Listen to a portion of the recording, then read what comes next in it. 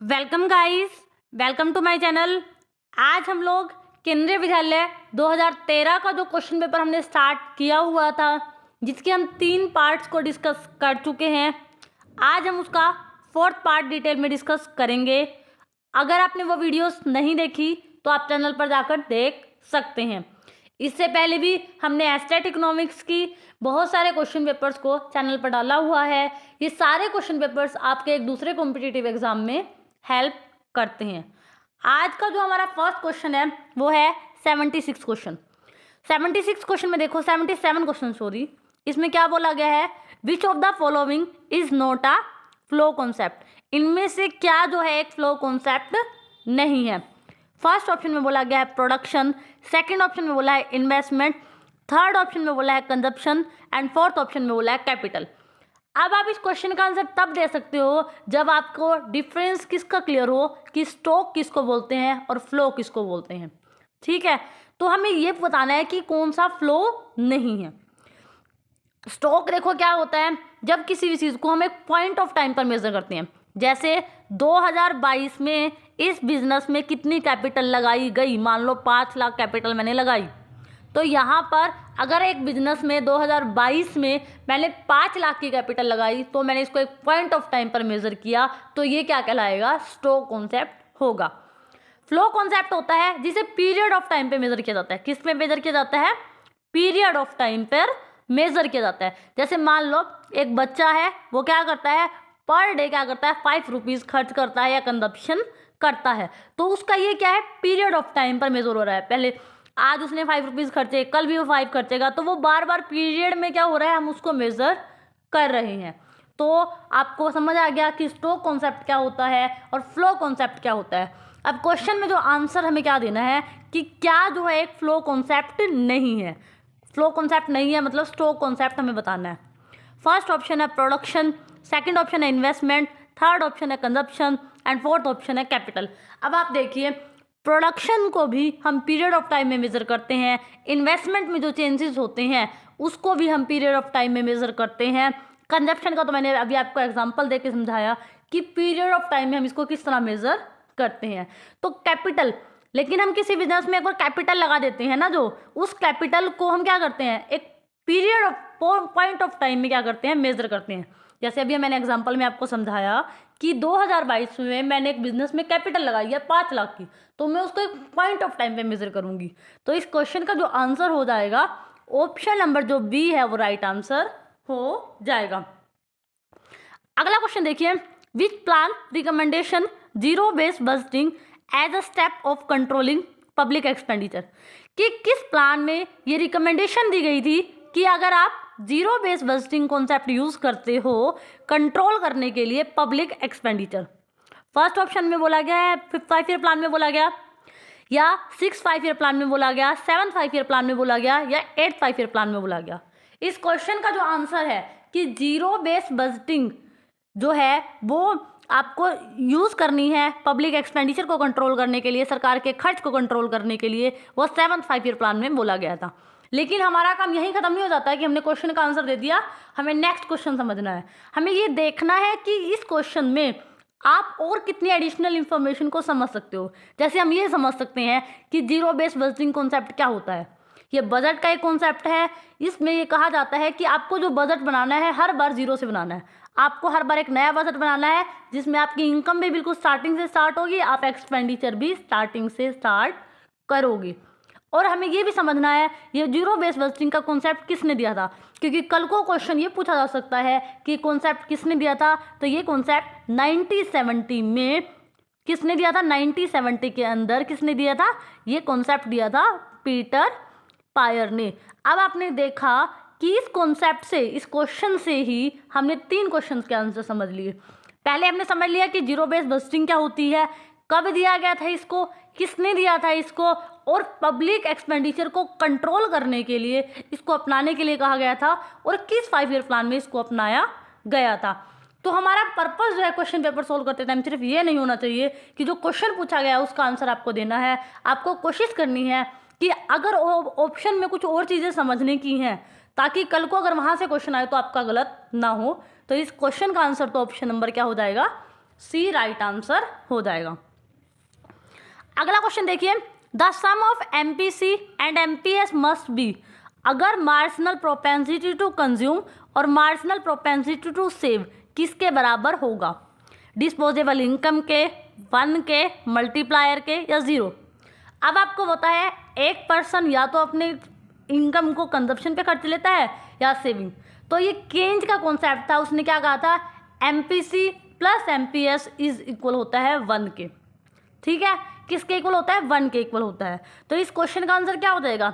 Option number जो B है वो क्या हो जाएगा? इस क्वेश्चन का आंसर ऑप्शन नंबर बी हो जाएगा। अगला क्वेश्चन देखिए, all revenue received loan rises and money receive in a repayment of loan, कि जितना भी गवर्नमेंट को रिवेन्यू मिलता है, रिवेन्यू होती है आगम, आगम होता है एक तरह की आय, ठीक है, और किसी भी तरह से गवर्नमेंट को मनी रिसीव होती है या लोगों को लोन दिया है, किसी कंट्री को लोन दिया है, वहाँ से उस लोन की रीपेमेंट हो जाती है, तो यूनियन गवर्नमेंट, भारत सरकार मान लो, सरकार की किस अकाउंट में आएगी? क्वेश्चन आपने समझा कि गवर्नमेंट जितना भी रिवेन्यू कलेक्ट करती है या लोन वो कहीं से लेती है या उसको मनी रिसीव होती है लोन के रूप में, तो वो यूनियन बैंक के किस अकाउंट में आएगी? फर्स्ट ऑप्शन में बोला गया है public account of India, second option में बोला है contingency fund of India, third option में बोला है consolidated fund of India, and fourth option में बोला है none of the above is right answer.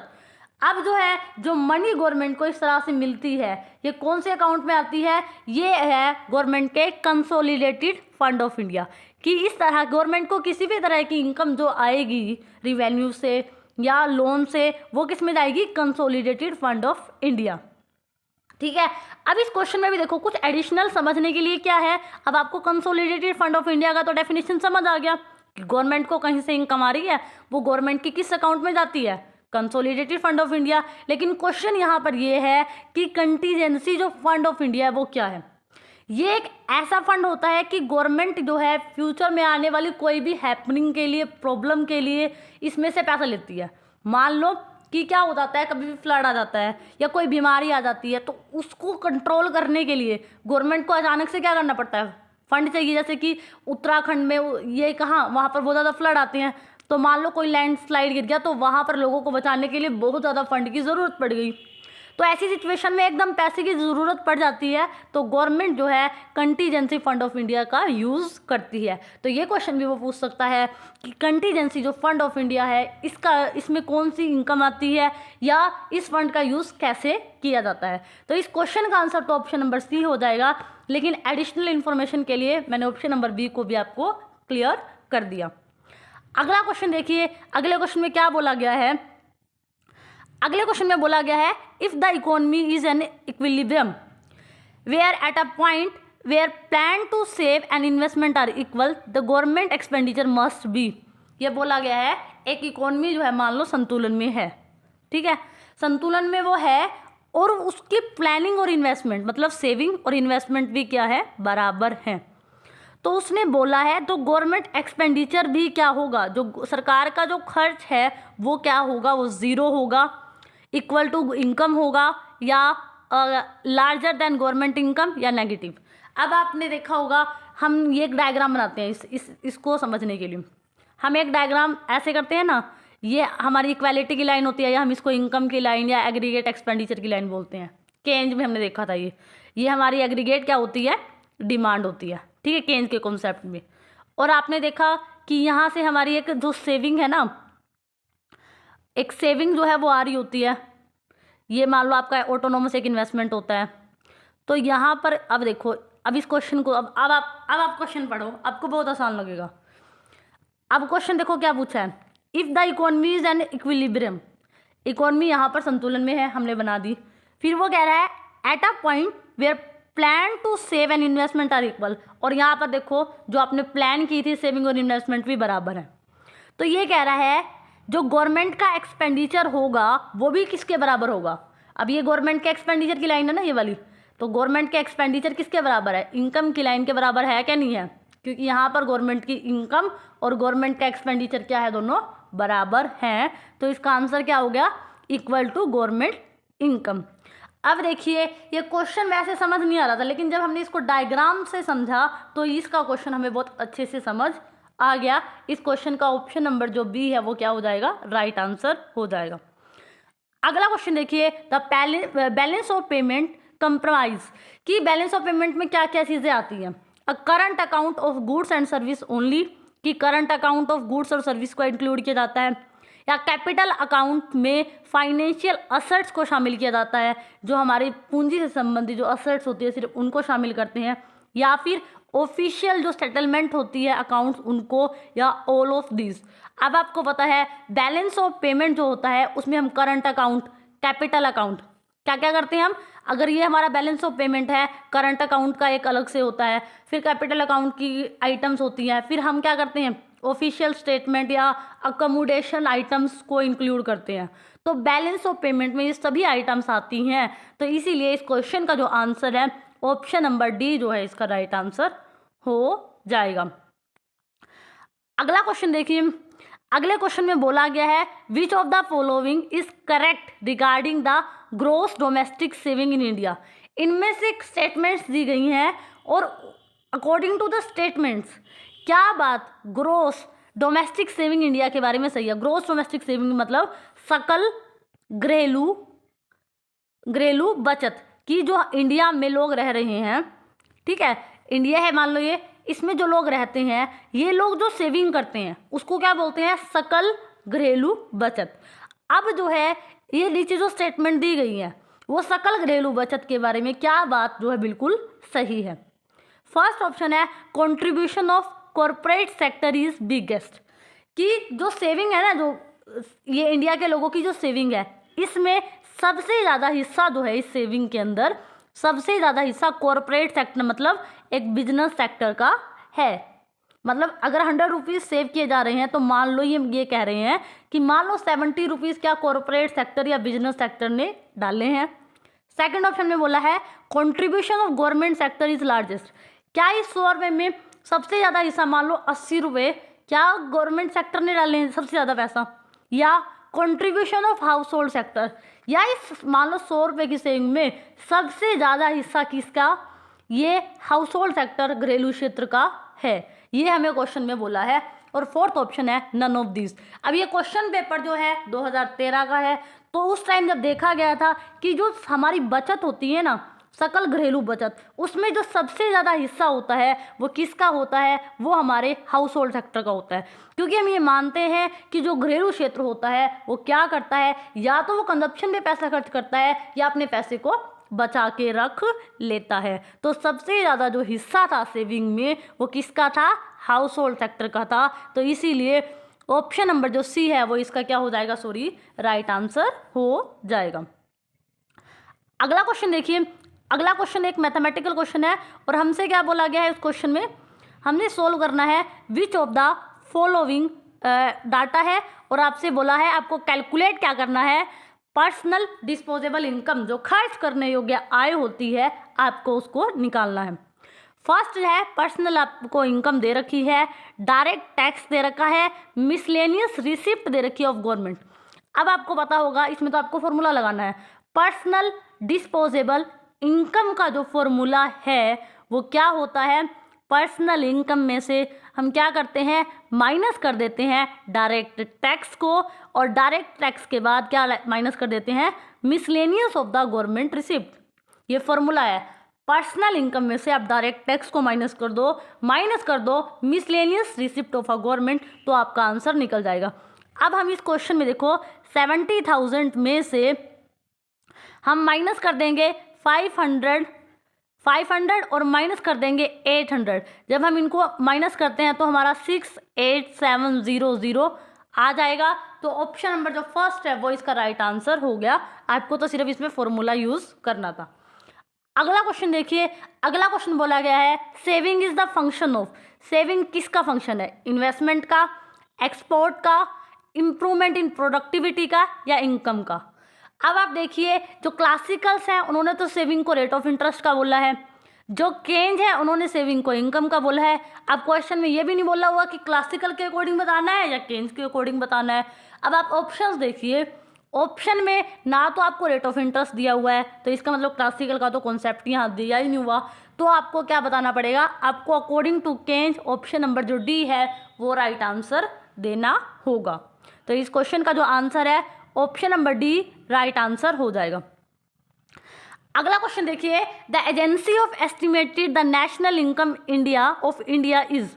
अब यहाँ क्वेश्चन में देखिए, क्वेश्चन में बोला है कि वो उस एजेंसी का नाम बताओ जो नेशनल इनकम इंडिया के अंदर क्या करती है, कैलकुलेट करती है। फर्स्ट ऑप्शन है reserve bank of India, second option है प्लानिंग कमीशन योजना आयोग, थर्ड ऑप्शन है मिनिस्ट्री ऑफ फाइनेंस, या फोर्थ ऑप्शन है सेंट्रल स्टैटिस्टिकल ऑर्गेनाइजेशन। अब हमने जो पिछले क्वेश्चंस किए थे इसी क्वेश्चन पेपर के, जब हमने एडिशनल इंफॉर्मेशन को कलेक्ट किया था तब हमने उसमें तभी समझ लिया था कि नेशनल इनकम को एस्टिमेट करने का काम जो होता है सेंट्रल स्टैटिस्टिकल ऑर्गेनाइजेशन का होता है। तो इस क्वेश्चन का आंसर क्या हो जाएगा, सेंट्रल स्टैटिस्टिकल ऑर्गेनाइजेशन जो है राइट आंसर हो जाएगा। हमें बताया प्लानिंग कमीशन क्या करती थी, सिर्फ प्लान बनाती थी, 5 ईयर प्लान वगैरह, ठीक है। रिजर्व बैंक ऑफ इंडिया तो मॉनेटरी टर्म्स में सभी चीज़ों को देखता है। तो हमें इस क्वेश्चन का जो आंसर है वो क्या आ जाएगा, ऑप्शन नंबर डी जो है वो राइट आंसर हो जाएगा। अगला क्वेश्चन देखिए, the term the Hindu rate of growth refers to 3 point per annum growth rate achieved by the Indian economy more over first 6-5 year plan the term was coined. यहाँ question में बोला गया है Hindu growth rate 3.7% per annum, मतलब एक साल में हमारी अगर जीडीपी की ग्रोथ रेट थी वो कितनी थी, 3.7% थी, ठीक है। तो ये जो हिंदू ग्रोथ रेट की जो कॉइन है ये किसने जो है इसको मतलब दिया था, इस जो कॉइन है हिंदू ग्रोथ रेट का जो कॉन्सेप्ट है वो राजकृष्ण ने दिया था। तो इस क्वेश्चन का जो आंसर हो जाएगा ऑप्शन नंबर सी हो जाएगा। लेकिन हमें यहाँ ये पता होना चाहिए कि हिंदू ग्रोथ रेट होती थी क्या है। हिंदू ग्रोथ रेट क्या है, जब प्लानिंग कमीशन चल रही थी तो उस टाइम क्या हो रहा था, जो हमारी जो जीडीपी की ग्रोथ रेट थी ना बहुत ज़्यादा बहुत स्लो चल रही थी, बहुत स्लो ग्रोथ रेट चल रही थी। तो इस इतनी स्लो ग्रोथ रेट को राजकृष्ण ने क्या नाम दे दिया था, हिंदू ग्रोथ रेट का नाम दे दिया था। तो इस क्वेश्चन में भी यही पूछा है क्या हिंदू ग्रोथ रेट जो 3.7% पर एनम चल रही थी, जो इंडियन इकोनॉमी में अचीव की गई थी over a first 6-5 year plan में, तो ये वाली जो ग्रोथ रेट है ये राजकृष्ण ने दी थी। तो ऑप्शन नंबर सी जो है इसका राइट आंसर हो जाएगा। अगला क्वेश्चन देखिए, विच of the following statement relationship दिखाती है नेशनल इनकम और कंजप्शन एंड इन्वेस्टमेंट के और अकॉर्डिंग टू केन्ज। अब आपको पता है केन्ज ने हमेशा क्या बोला है कि सी प्लस आई, कंजप्शन प्लस क्या कर देंगे हम, अगर इन्वेस्टमेंट कर देते हैं तो हमारा क्या निकल आता है, तो हमारा रिलेशनशिप जो है निकल आता है। आप फर्स्ट ऑप्शन को देखिए क्या बोला है, income is equal to consumption multiply investment, तो ये तो गलत हो गया। सेकंड में देखिए क्या दे रखा है, income is equal to consumption divide investment, तो ये भी गलत है। थर्ड ऑप्शन को देखिए, income is equal to consumption plus investment, तो ये तो राइट है। फोर्थ ऑप्शन में income is equal to consumption minus investment, ये गलत है। तो हमेशा केंद्र ने इस स्टेटमेंट को दिया था कि या तो लोग क्या कर लेते हैं, अपनी चीज़ को कंज्यूम कर लेते हैं, या फिर क्या करते हैं, इन्वेस्टमेंट कर देते हैं। तो इस क्वेश्चन का जो आंसर हो जाएगा वो क्या हो जाएगा, ऑप्शन नंबर जो सी है इस क्वेश्चन का राइट आंसर हो जाएगा, क्योंकि हमसे यही रिलेशनशिप जो है पूछा था। अगला क्वेश्चन देखिए, the stagflation refers to, stagflation को पूछा गया है वो क्या होता है। स्टैगफ्लेशन बोला गया है recurring boom and depression in economy, कि कहीं ना कहीं इकोनॉमी में बूम मतलब तेजी, या फिर क्या होती है डिप्रेशन होता है महामंदी, ठीक है, कि एक ऐसी सिचुएशन जहां पर एक इकोनॉमी में बहुत ज़्यादा तेजी हो रही हो और बहुत ज़्यादा महामंदी हो रही हो। सेकंड स्टेटमेंट देखिए, सेकंड स्टेटमेंट में बोल रहा है फ्लक्चुएशन इन ऑटोनोमस इन्वेस्टमेंट, कि जो हमारी ऑटोनोमस इन्वेस्टमेंट होती है, ऑटोनोमस होती है जो सरकार करती है, जो स्वायत्त निवेश होता है जिसका इनकम से कोई लेना देना नहीं होता, कि उसमें कहीं ना कहीं चेंजेस हो रहे हैं। थर्ड ऑप्शन में बोला है लो इन्फ्लेशन रेट, कि जो हमारी इन्फ्लेशन होती है, जो कीमतों में वृद्धि दर होती है वो कम है, और हाई इकोनॉमिक ग्रोथ, कि इकोनॉमी की जो ग्रोथ है वो क्या है, बहुत ज़्यादा है। फोर्थ ऑप्शन देखिए हाई इन्फ्लेशन है, कि इन्फ्लेशन जो है वो हमारा हाई है लेकिन स्लो इकोनॉमी ग्रोथ है। स्टैगफ्लेशन क्या होता है, स्टैगफ्लेशन एक ऐसी स्थिति होती है इकोनॉमी की जहाँ एक तरफ तो इन्फ्लेशन बहुत ज़्यादा बढ़ रहा है, इन्फ्लेशन बढ़ना इकोनॉमी के लिए एक बहुत बड़ी समस्या होती है ना, और दूसरी तरफ इकोनॉमिक ग्रोथ का मतलब है, जैसे आज हम कहते हैं ना कि 5% ग्रोथ रेट है हमारी इकोनॉमी की, 7% ग्रोथ रेट है, तो दूसरी तरफ अगर इकोनॉमिक ग्रोथ रेट आउटपुट की बात की जाए तो वो भी बढ़ नहीं रहा। तो स्टैगफ्लेशन एक ऐसी स्थिति होती है इकोनॉमी की जहाँ पर इन्फ्लेशन भी बढ़ रहा है, मतलब अगर मान लो इंडिया में ये समस्या है कि एक तरफ हमारी इन्फ्लेशन बढ़ रही है, प्राइजेज चीज़ों के बढ़ रहे हैं, और दूसरी तरफ हमारा ना तो आउटपुट बढ़ रहा है ना हमारी ग्रोथ हो रही है, तो ये वाली जो सिचुएशन होगी ये क्या कहलाएगी, स्टैगफ्लेशन की कहलाएगी। और कहीं ना कहीं 1970 में इंडिया इस प्रॉब्लम से जो है जूझ रहा था। तो इस क्वेश्चन का जो आंसर हो जाएगा high inflation rate and slow economic growth is the right answer for stagflation. अगला क्वेश्चन देखिए, अगले क्वेश्चन में क्या हमसे पूछा गया है, हमसे पूछा है consumer surplus can be defined, जो उपभोक्ता की बचत होती है उसको आप कैसे डिफाइन करोगे। Extra unit of commodity both, कि एक कंज्यूमर ने किसी कमोडिटी के एक्स्ट्रा यूनिट बोथ खरीद ली। सेकंड ऑप्शन बोला है surplus commodity left after consumption, कि आपने एक कमोडिटी खरीदी उसके बाद आपने जो उसको यूज़ किया उसके बाद उसमें जितना सरप्लस बचा वो चीज़। या difference between actual price paid and maximum price consumer are willing to pay, कि डिफरेंस कि एक कंज्यूमर कितना पे करना चाहता है और वास्तव में उसने कितना पे किया है। या टोटल कंज्यूमर सेटिस्फेक्शन। अब आपको पता है कंज्यूमर सरप्लस का जो कॉन्सेप्ट है वो मार्शल ने दिया था, और उन्होंने ये कहा था कि मार्केट के अंदर क्या होता है कंज्यूमर सरप्लस, कि एक कंज्यूमर किसी कमोडिटी का जो प्राइस पे करना चाहता है और एक्चुअल में जो पे करता है उसका जो डिफरेंस होता है वो कंज्यूमर सरप्लस कहलाता है। तो इस क्वेश्चन का ऑप्शन नंबर जो सी है वो राइट आंसर हो जाएगा। लेकिन अब देखिए कंज्यूमर सरप्लस को हम एक एग्जांपल समझते हैं, जैसे कि मान लो हम मार्केट गए, मार्केट में हमें कमोडिटी पसंद आई, कोई भी एक कमोडिटी हो सकती है, हम मान लो उसके लिए 100 रुपीज़ देने के लिए तैयार हैं। अगर हमें क्या कर दे, हमें दुकानदार कहे उस कमोडिटी को दिखाए और हमसे 100 रुपीज़ मांगे, तो हम उस कमोडिटी के लिए 100 पे करने के लिए तैयार हैं। लेकिन क्या होता है, एक जो दुकानदार है उस कमोडिटी का प्राइस मान लो कितना बता रहा है, वो कह रहा है 70 में आपको मिल जाएगी, तो क्या है हम उसके लिए कितना देने के लिए तैयार थे, हमने सोचा होता है ना कि हम इस कमोडिटी का इतना दे देंगे, हम 100 रुपये देने के लिए तैयार थे। लेकिन जब दुकानदार के पास हम गए तो उसने कहा वो 70 में मिल जाएगा आपको, तो उसने कितना दे दिया, 70 दे दिया। 70 तो हम खुश हो गए। तो यहाँ पर आप देखो आपको कितने का सरप्लस हो गया, 30 का, क्योंकि इन 30 को आप देने के लिए तैयार थे, लेकिन प्राइस कम होने की वजह से आपको ये क्या हो गया, फ़ायदा हो गया। तो हमेशा कंज्यूमर जो सरप्लस होता है difference between actual price paid by and maximum price consumer are willing to pay. तो ऑप्शन नंबर सी क्या हो जाएगा, इसका राइट आंसर हो जाएगा। अगला क्वेश्चन देखिए, the open market operation is refers to the sale and purchase of dash by the RBI.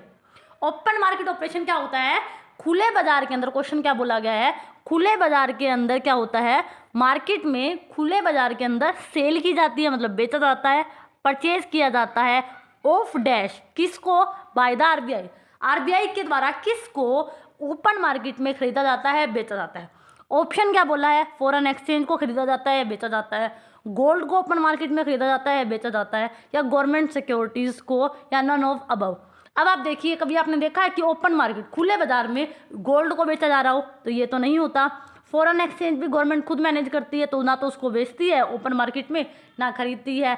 तो गवर्नमेंट क्या करती है, या RBI reserve bank of India क्या करता है, गवर्नमेंट की जो सिक्योरिटीज़ होती है उसको क्या करता है, या तो खुले बाजारों में गवर्नमेंट की सिक्योरिटीज़ को बेचता है या गवर्नमेंट की सिक्योरिटीज़ को खरीदता है। तो ऑप्शन नंबर जो सी है वो इस क्वेश्चन का क्या हो जाएगा, राइट आंसर हो जाएगा। अगला क्वेश्चन देखिए, अगले क्वेश्चन में बोला है bank rate is a, bank rate क्या होती है, ठीक है। ऑप्शन में बोला है the rate at which commercial bank land, कि वो रेट जिस पर कमर्शियल बैंक उधार देते हैं, या the rate at which the commercial bank accept deposit, या वो रेट जिस पर जो व्यापारिक बैंक होते हैं वो जमा स्वीकार करते हैं।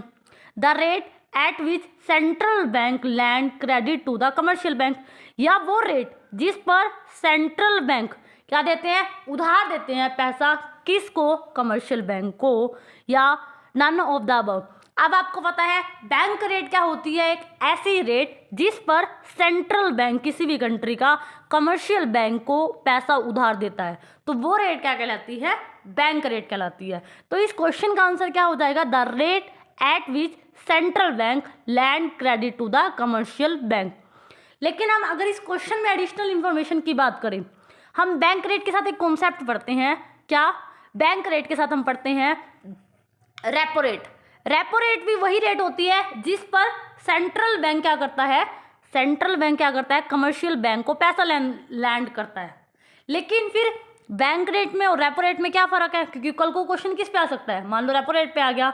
बैंक रेट में क्या होता है, आपको किसी तरह का कोई चीज़ जो है जैसे गिरवी नहीं रखनी पड़ती, ऐसा कुछ नहीं रखना पड़ता, ठीक है, आपको कुछ नहीं देना पड़ता। और ये जो बैंक रेट होती है हमेशा ज़्यादा होती है, क्योंकि आपको इसके बदले में उसके पास, रिजर्व बैंक के पास कुछ नहीं रखना पड़ा।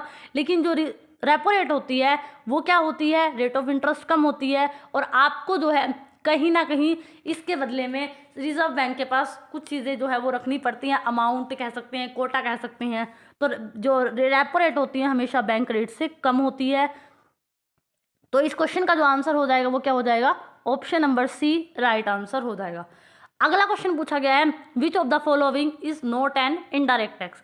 इनमें से क्या जो है एक इनडायरेक्ट टैक्स नहीं है, मतलब डायरेक्ट टैक्स है। अब आपको पता है सेल टैक्स क्या होता है, डायरेक्ट टैक्स, इनडायरेक्ट टैक्स होता है। उसके बाद एक्साइज ड्यूटी, कस्टम ड्यूटी या फिर स्टेट ड्यूटी। तो यहाँ पर देखिए सेल टैक्स क्या हो गया, सेल टैक्स इनडायरेक्ट टैक्स हो गया। एक्साइज ड्यूटी, कस्टम ड्यूटी केंद्रीय उत्पाद शुल्क और केंद्रीय सीमा शुल्क, तो ये भी क्या हो सकते हैं, इनडायरेक्टली लग सकते हैं। लेकिन स्टेट ड्यूटी, स्टेट ड्यूटी होती है मान लो किसी पर्सन की प्रॉपर्टी पर जो इनहेरिटेंस टैक्स लगता है, उत्तराधिकारी कर, ठीक है। जब क्या होता है किसी पर्सन, कोई पर्सन है, उसकी प्रॉपर्टी है, उसकी प्रॉपर्टी पर हम क्या करते हैं, इस टैक्स को लगाते हैं। तो ये वाला जो टैक्स होता है वो क्या होता है, एक तरह का डायरेक्ट, क्योंकि जिसकी प्रॉपर्टी पर है, जिस पर लगा है या जिसकी प्रॉपर्टी पर लगा है उसी को इसको पे करना है। तो ऑप्शन नंबर जो सी है इसका राइट आंसर हो जाएगा। बाकी सभी tax, sale tax, excise duty, tax, custom duty, ये सारे क्या हो सकते हैं, इनडायरेक्ट हो सकते हैं।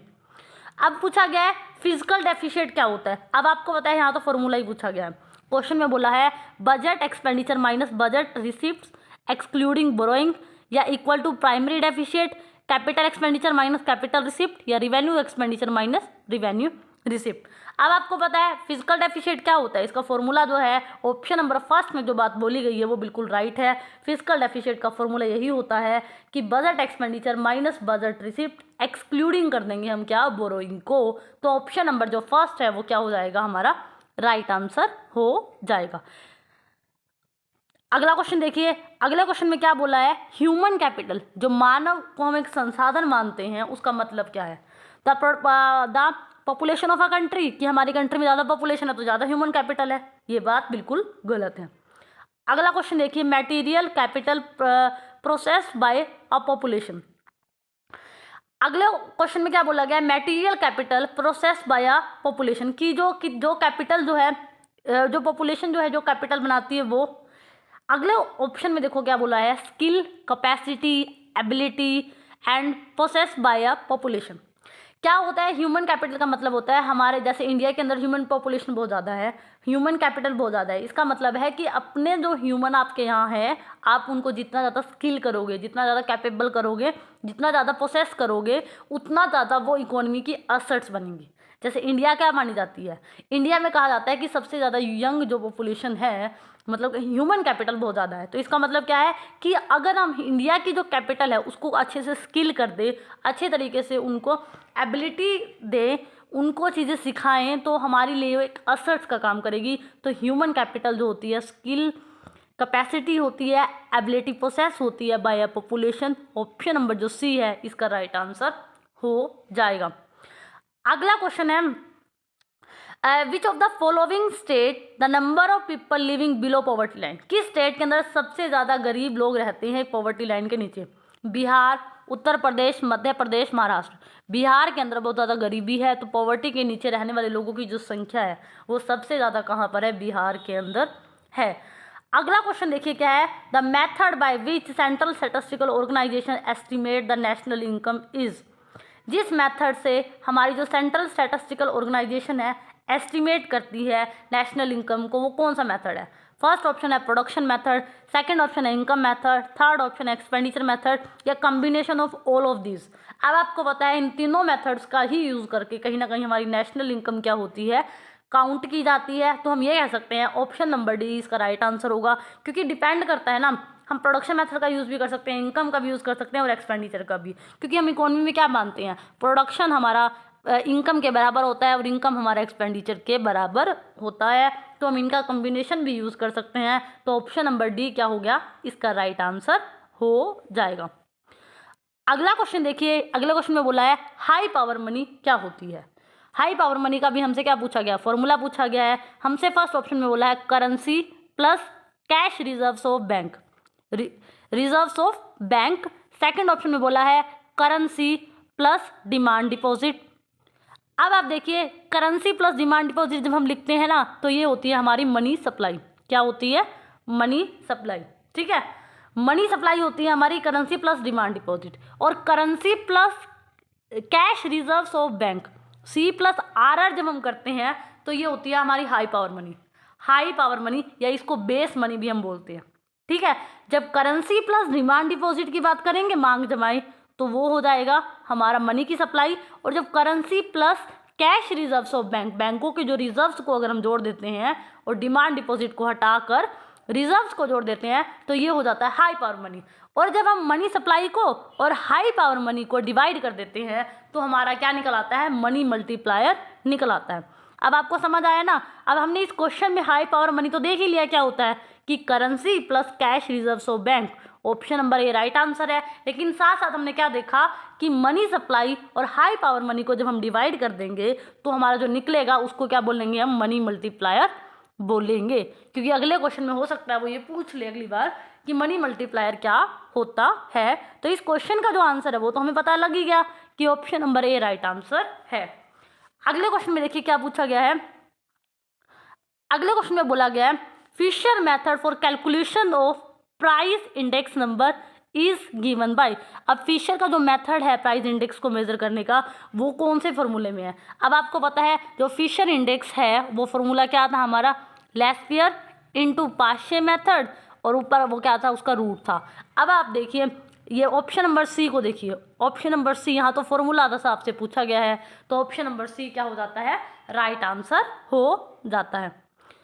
अगला क्वेश्चन देखिए, अगले क्वेश्चन में बोला गया है ऑन 14 सितंबर 2012, 14 सितंबर 2012 में government of India has allowed FDI in multi brand retail sector up to dash and single brand retail up to dash, कि 14 सितंबर 2012 को भारत सरकार ने जो विदेशों से प्रत्यक्ष निवेश आता है उसको बोला है कि मल्टी ब्रांड रिटेल के अंदर वो कितने % आ सकता है और सिंगल ब्रांड रिटेल के अंदर वो कितने % आ सकता है, हमें परसेंटेज बतानी है।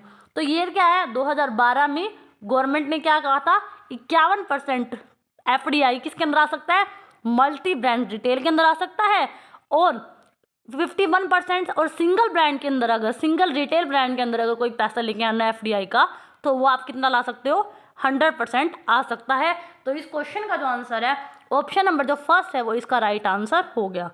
आज हमारा यहाँ पर PGT इकोनॉमिक्स केंद्रीय विद्यालय का 2013 का जो क्वेश्चन पेपर है डिटेल में सोल्व हो चुका है। ये हमने 4 पार्ट्स में डिवाइड किया था, हर पार्ट्स में हमने 25 क्वेश्चन को डिटेल में डिस्कस किया था। अगर आपने वो वीडियोस नहीं देखी तो आप चैनल पर जाकर उनको देख सकते हैं। अगर आपको मेरा वीडियो अच्छा लगा हो, समझाया हुआ अच्छा लगा हो, तो प्लीज़ मेरे चैनल को लाइक भी करना, शेयर भी करना, सब्सक्राइब करना, and thank you so much for watching this.